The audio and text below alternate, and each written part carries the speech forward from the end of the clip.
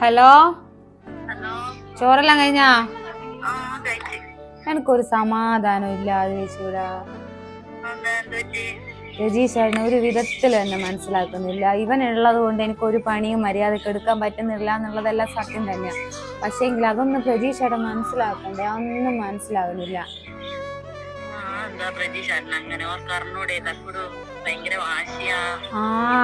ഒന്നും രാവിലെ അങ്ങ് പണിക്ക് പോകുന്നല്ലേ, പിന്നെ ഇവിടെ നടക്കുന്ന കാര്യങ്ങൾ എന്തേലും പ്രതീക്ഷ അറിയുന്നില്ല. ഇപ്പൊ തന്നെ അതാ ഫോൺ നോക്കി വെച്ചിട്ടാ ഞാൻ ഇരിക്കുക. അഥവാ ഇനി ഇതെങ്ങാനും കണ്ടു വന്നിട്ടുണ്ടെങ്കിൽ ഇത് തന്നെ അടിക്കും. ഒരു ഉറക്കമില്ല രാത്രിയില്. അമ്മയാണ് തൊഴിലുറപ്പിന് പോകുന്നല്ലേ, എല്ലാ കാര്യവും ഞാൻ നോക്കുന്നല്ലേ. ഇപ്പൊ എന്നാ ചെയ്യുക? ഞാൻ അടുത്തേക്ക് എന്തൊക്കെയോ ആവുന്നുണ്ട്.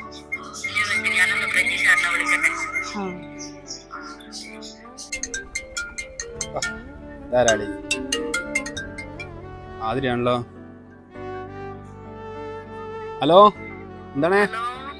എന്താ? ഞാനിതാ പണിയും കഴിഞ്ഞ് പുരക്കേക്ക് ഇങ്ങനെ വന്നോണ്ടിരിക്കുന്നു. പരിപാടി ഒത്തിവെച്ചൊന്നുമില്ലേ? എന്താ പരിപാടി ഉണ്ടാ?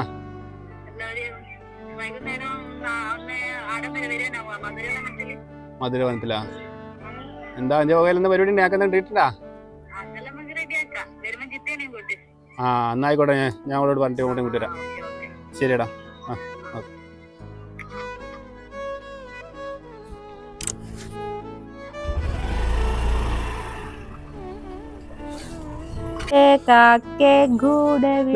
എനിക്ക് അടുക്കളൊന്നും ഒരു പരിപാടിയില്ല.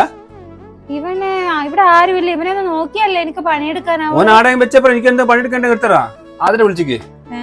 പിന്നെ നമ്മളോട് രണ്ടാളും വൈകുന്നേരം ഒന്ന് മധുരത്തിൽ പോവാന്ന് പറയത്തില്ലായിരുന്നോ?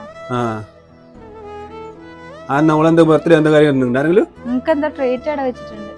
ട്രീറ്റാ? അതെല്ലാം ചെല്ലുമ്പോ അറിയാം. ഞാൻ ഒരുങ്ങട്ടെ. എന്നാ ശരി, പോയിരിക്ക. എക്കടോ എന്നാടോ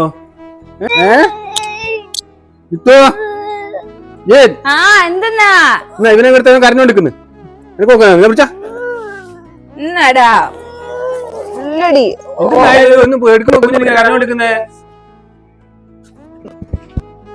ഇച്ചിരി നേരം നിങ്ങൾക്ക് ഇവനെ നോക്കാൻ പറ്റിയിട്ടില്ല അല്ലെ? അപ്പത്തേക്കും ഒന്നും മടുത്തിട്ട് കഴിത്താന്നല്ലേ അവൻ കരയുമ്പത്തേക്കും.